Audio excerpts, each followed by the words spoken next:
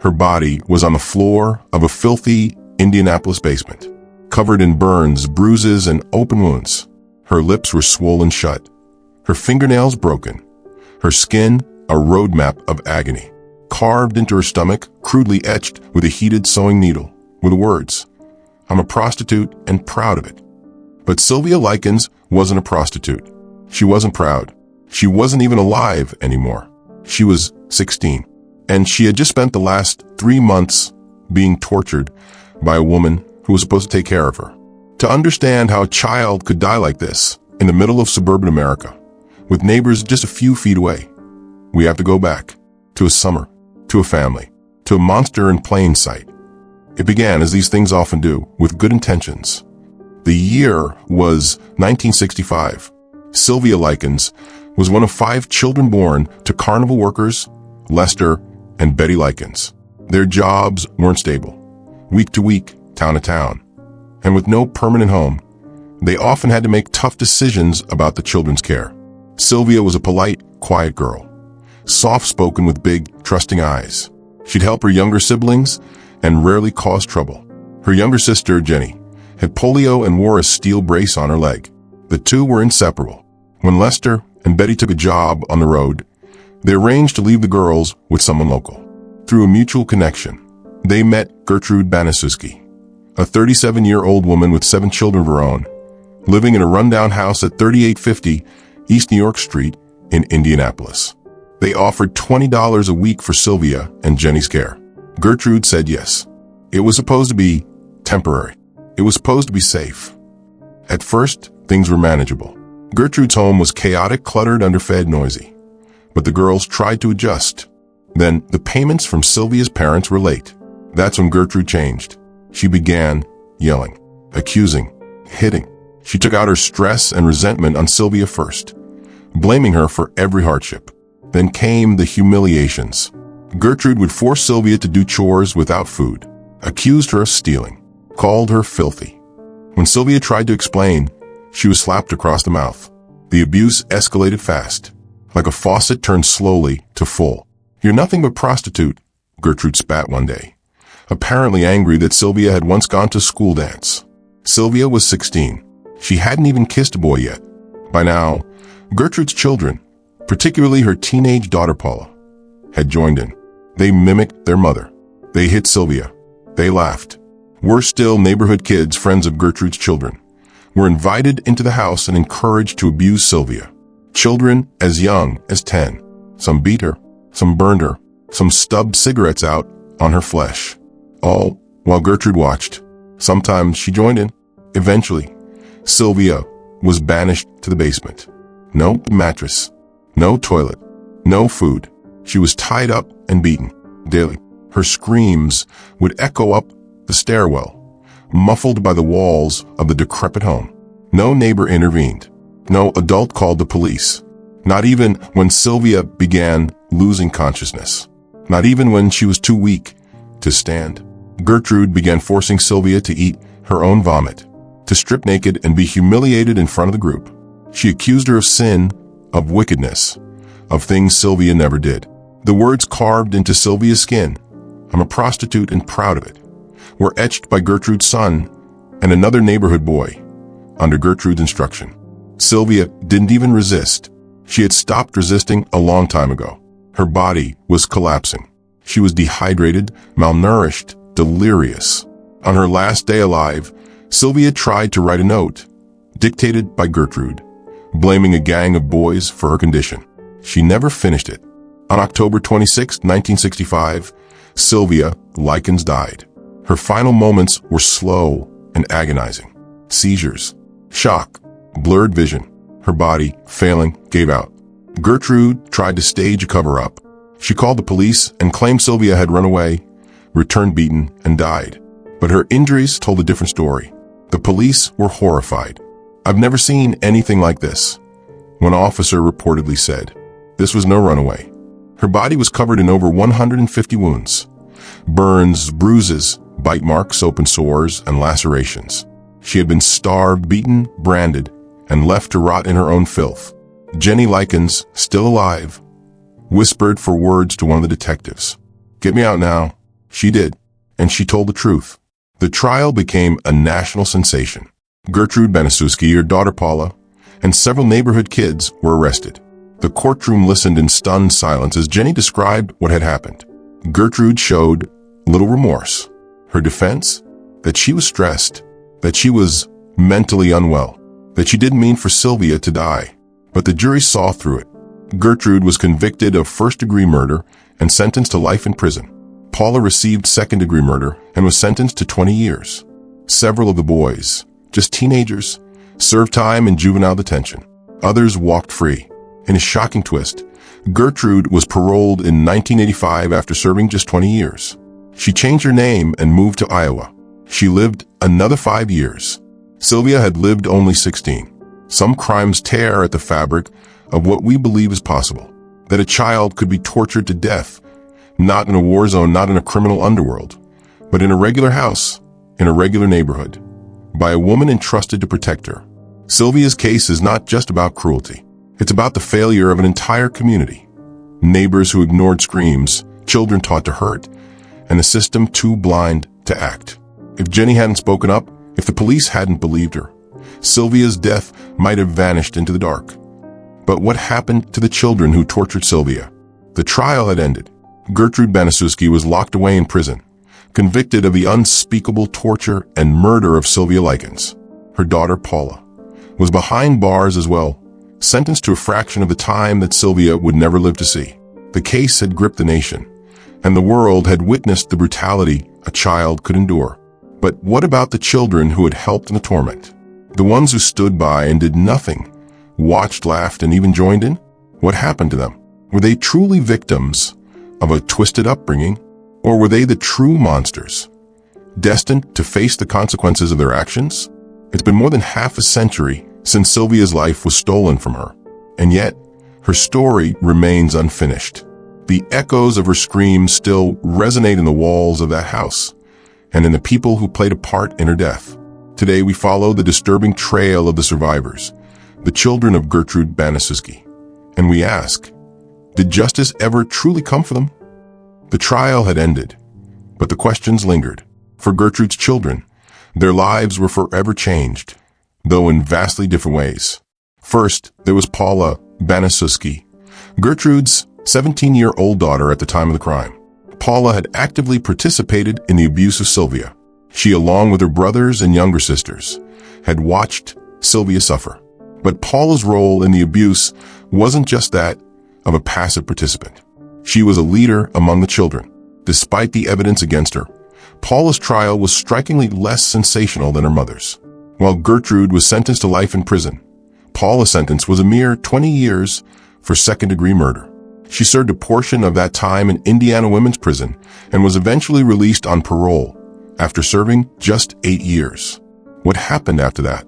Was she haunted by guilt? Or did the life she had known, surrounded by dysfunction and cruelty, silence any remorse? Paula, despite the horrific crime she was involved in, lived much of her life out of the public eye after her release. She changed her name and moved to a different state, distancing herself from a tragedy that had once defined her. But guilt, as many would later learn, was not something that could be easily escaped. Paula Baniszewski had spent her teenage years surrounded by hatred, neglect, and violence.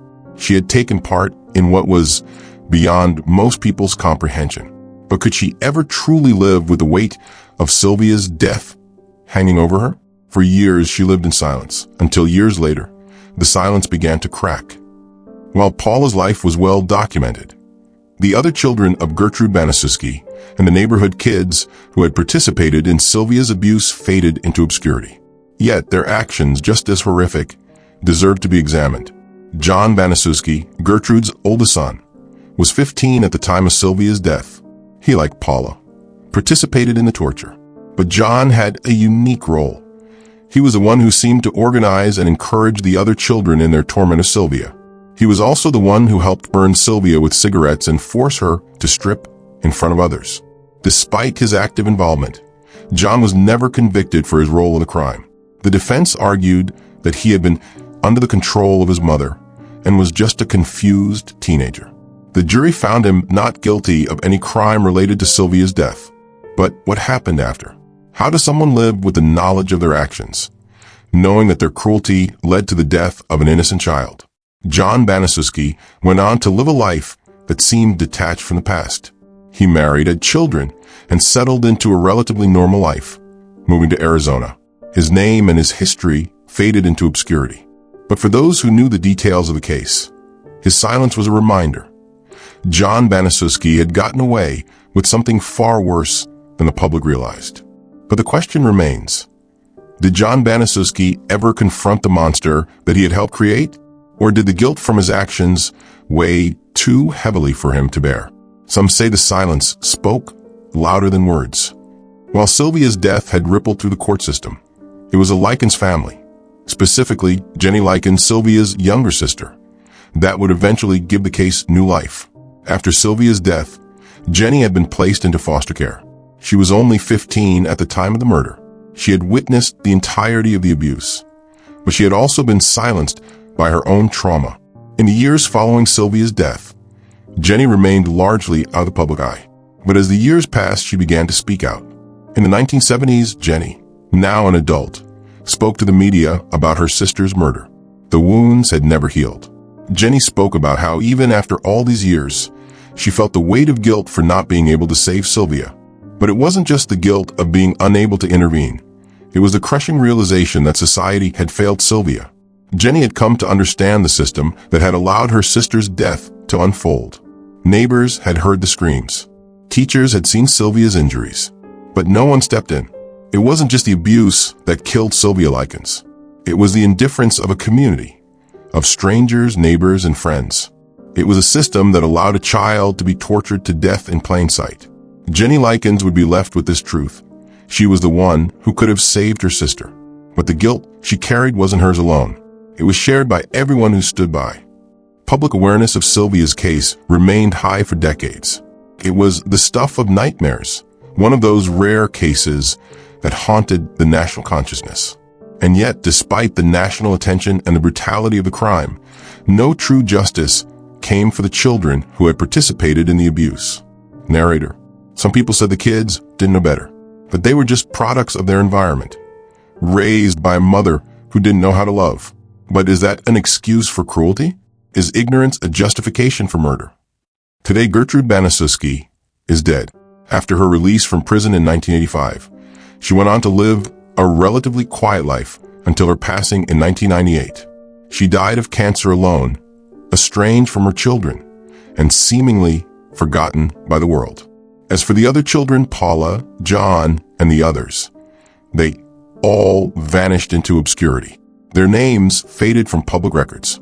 Some moved on with their lives, raised families, and lived in communities where their dark past were forgotten. But for Sylvia, there was no such opportunity. She was the one who had been silenced forever, and the wound that she left behind in the Likens family would never heal. Sylvia Likens' life was stolen, not just by the cruelty of those around her, but by a system that failed to protect her. And the question remains, could any of the monsters who played a part in her murder, those children, those adults, ever truly pay for what they did? Or would the silence of the past be their final punishment? Some crimes, once committed, can never be undone. The echoes of their horror resonate forever, long after the people responsible have vanished into the shadows. But as we close this chapter on Sylvia's life, one question remains unanswered. How did Paula Baniszewski reconcile with her dark past? And what impact did her horrific actions have on her own children, her own family? The children who survived the nightmare, the ones who witnessed it all and did nothing, are now hidden behind the veil of time. But the legacy of Sylvia Likens' suffering did not end with her death. It lived on in the very people who had caused it. The Baniszewski children, haunted by the ghost of the past. The weight of their actions shaped the trajectory of their lives in ways no one could have predicted. And so as we search for understanding, we ask, what becomes of those who were raised in the shadow of evil? Can they ever truly escape it? Paula Baniszewski, the most active participant in the torment of Sylvia, seemed destined to live her life in the shadow of the cruelty she had committed. The trial had ended, but the aftermath of her actions followed her everywhere she went. After her release from prison, Paula tried to live a life as if nothing had ever happened. She changed her name, moved across the country to a small town in California, and tried to keep her past buried. But that was easier said than done. The psychological toll of what she had done couldn't simply be erased. Despite her outward appearance of normalcy, Paula's life was in shambles. She never married. She had no children. She found herself plagued by the constant question: could she ever escape the monster she had once been? Could anyone who had done something so horrific truly find peace? One night, after years of silence, Paula reached out to a journalist. She spoke to him, not with the conviction of a woman who had learned from her past, but as someone who had never fully escaped it. In an interview that would later be published, Paula admitted the toll the crime had on her. She had been a victim herself, raised in a home filled with violence and neglect. But she also admitted, "I didn't have to participate. I chose to." Paula's silence had been her punishment, but silence was never enough. In the years that followed, Paula Baniszewski's heart grew heavy with guilt, and with every passing year, the past seemed to close in around her. The remorse, once hidden behind a veil of denial, came crashing down. John Baniszewski, Gertrude's oldest son, had his own story of post-crime life. Despite his active role in the abuse, John had always maintained that he was under his mother's control. His defense during the trial was centered around his lack of agency, the idea that he was too young to know right from wrong. But after his acquittal, John's life took a different path than his mother's. He was not haunted by the same visible consequences as Paula. He married, had children, and lived in relative obscurity in Arizona. His name faded from the headlines, and the media moved on. But did John ever truly reconcile with his past? The truth, it seemed, was much harder to escape. As John entered middle age, he began to exhibit signs of deep emotional turmoil. Those close to him spoke of his irrational fear of the police, his tendency to isolate himself, and his occasional outbursts of anger. Those who knew him best remarked that John had never been able to shed the weight of his actions. The trauma had embedded itself so deeply that even as an adult, John lived as if haunted by the specter of Sylvia's face. There was no one left to hold him accountable. But John had made one terrible mistake. He never confronted the truth of what he had done. Instead, he hid behind excuses, behind the belief that his actions had been forced upon him. But deep down, he knew the truth of what he had done to Sylvia Likens. The younger children, Shirley, Marie, and James, Gertrude's other children, were caught in the same web of dysfunction. But while they hadn't actively participated in the torture, they had witnessed it. They had been raised in an environment where cruelty was normalized, and indifference to suffering was a fact of life. What becomes of children raised in such an environment? Can they grow up without the shadows of violence creeping into their own behavior? The answer was unclear. In interviews decades later, Shirley Baniszewski, the youngest child, admitted that she had been scarred by the events she had witnessed. She spoke of how the abuse had shaped her understanding of the world, making it seem normal for her to see others suffer. She had sought therapy and later in life found some measure of peace, but it would never erase the images from her mind. Like her mother, Shirley was filled with shame. She tried to live a normal life, but every action she took felt like it was shadowed by the past. There's no escaping the impact of a childhood raised in brutality. For Shirley, the scars of witnessing her mother's actions ran deep. No amount of therapy could undo the damage that had been done. But perhaps the hardest truth of all was that, for Shirley and her siblings, normalcy would never be possible. Years passed, but the case of Sylvia Likens continued to echo. Her story had become a symbol of the failure of the system, a case that haunted everyone who came in contact with it. From the moment Sylvia's body was found to the moment the court proceedings ended, it was clear that justice had not been fully served. Though Gertrude Baniszewski had been convicted and imprisoned, it was clear that others had escaped unscathed. The Baniszewski children, the ones who had been part of the torment, had been left to live out their lives in obscurity. No matter how much they changed their names or ran from their past, they were forever marked by the blood they had spilled. And then there was the lingering question of Jenny Likens, the surviving sister of Sylvia. Jenny, now an adult, continued to speak out about the abuse. She would never forget the face of her sister, the girl who had been her best friend and who had been taken from her so brutally. Jenny's fight for justice never ended. She dedicated her life to working with survivors of violence, driven by the memory of the sister she could never save. While the Baniszewski children lived in hiding, Jenny Likens remained in the public eye, fighting for the memory of her sister, and for all the victims who had no one to speak from. But what could she possibly say about a crime that would never leave her? A crime that left a scar on her heart that could never heal.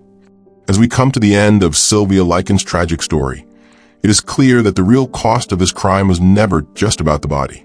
It was about the lives destroyed in its wake, the children who witnessed and participated, the sister left behind, the community that failed to act. Sylvia Likens was a child, a victim of one of the most horrific and heart-wrenching crimes in American history.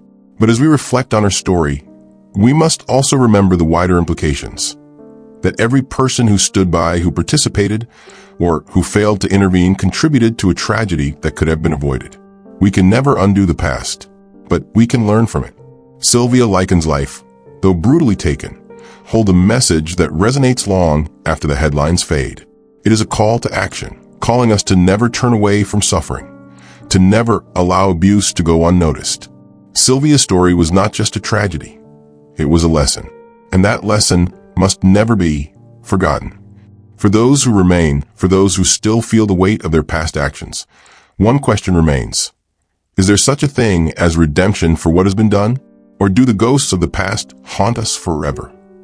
For many, the trial and the convictions in the case of Sylvia Likens brought a sense of closure. But for some, the unanswered questions still linger, echoing across time. The silence that followed Sylvia's death was deafening, and the scars left by her torment were far from fading. What happened to those who were closest to her? The ones who couldn't save her, the ones who had watched her die, and the ones who walked away unchanged? The ripple effect of this tragedy spread far and wide, far beyond the small house in Indiana where Sylvia's suffering reached its peak. It is in the stories of those left behind that we find the most harrowing consequences of this case. Jenny Likens, Sylvia's younger sister, was the only witness to her sister's suffering who had a chance to survive. But her survival did not come without its own trauma. The images of what she saw, the torture, the pain, and the eventual death of her sister would follow her throughout her life. After the tragedy, Jenny was placed in foster care, where she struggled with her newfound reality. She was a young girl, barely a teenager, left to deal with the loss of her sister, the emotional scars, and the fallout from the media frenzy that surrounded the case. The horrible memories of the screams she heard and the way Sylvia had looked in those final moments were etched into her mind. To survive such horrors and to live through them was to carry a weight that no child should ever have to bear. For Jenny, there are no happy endings, only the haunting reality of what had happened to Sylvia.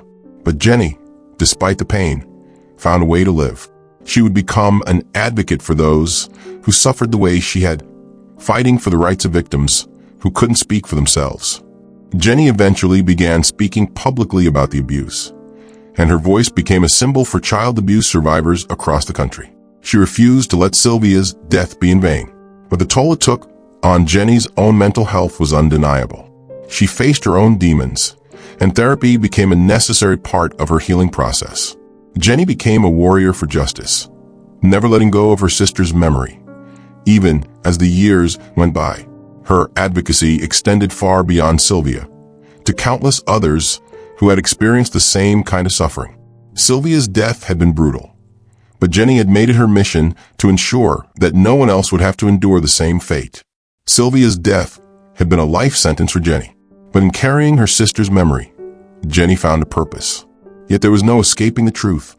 The scar was always there, etched deep in her soul, unhealable, as it should be. The ripple effect of Sylvia Likens' death reached far beyond the confines of the courtroom. The Baniszewski children, who had been part of the abusive household, had their lives irrevocably altered by the events that transpired within their own home. They may not have been convicted, but they too were victims of the crime in their own way. Victims of a life shaped by cruelty and neglect. Shirley, the youngest, struggled with feelings of guilt. She was just a child when Sylvia died, yet the memory of the things she had witnessed haunted her for the rest of her life. In her adult years, she sought therapy and found a semblance of peace, but she would forever be marked by the abuse that had surrounded her. Marie, another of Gertrude's children, had a different path. She fled the horror as soon as she was old enough to escape.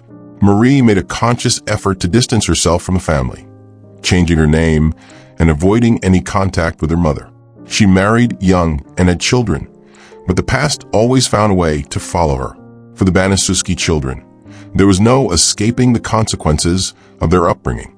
No matter how much they tried to outrun it, the stain of their mother's actions and the trauma they had lived through would remain a part of them forever. Gertrude Baniszewski may have been the perpetrator of the violence, but her children were not without blame. They had witnessed the abuse and chose to do nothing. The shame they carried in the years that followed would never leave them, and many spent years trying to rebuild lives from the rubble of their childhood. As the years went on, the legal consequences for the Baniszewski family continued to reverberate. Although Gertrude had been convicted and sentenced to life in prison, her eventual release sparked further controversy. She served just 16 years before being paroled. Many felt that her release was a miscarriage of justice, considering the brutality of her actions. When Gertrude was released, it was clear that the system had failed. She had served a sentence far too short for the pain she had caused. There were protests, and the media once again focused on the case. The question on everyone's mind was, had justice truly been served? For the Likens family, the healing process was long and painful. Sylvia's death had become a reminder of the glaring inadequacies of the justice system, especially when it came to child protection.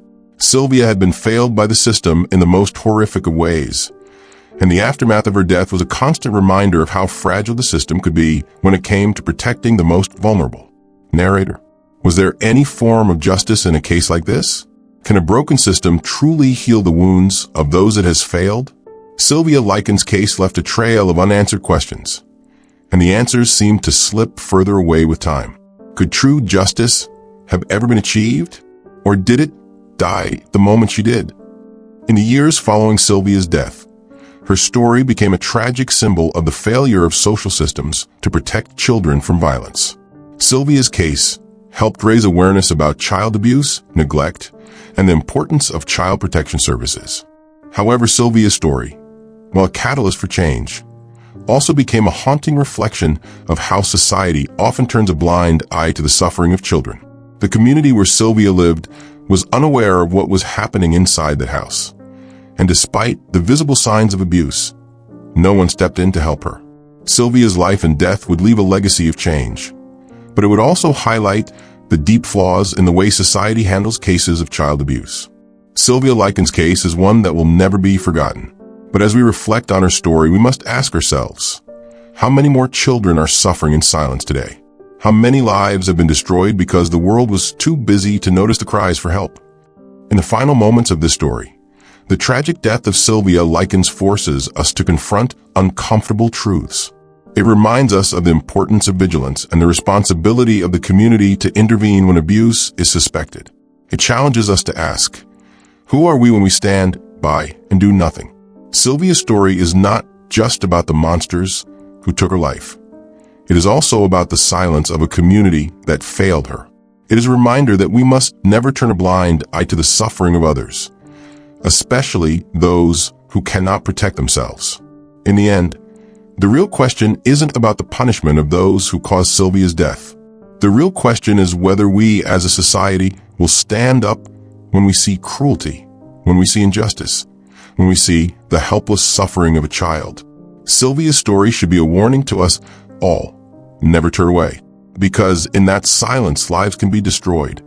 With this chapter now closed, the story of Sylvia Likens lives on not just in the memories of those who loved her, but as a warning to us all. Would you like to explore more about the aftermath of this case? Or perhaps discuss how it influenced child protection laws or public awareness on a larger scale? Let me know where you'd like to continue.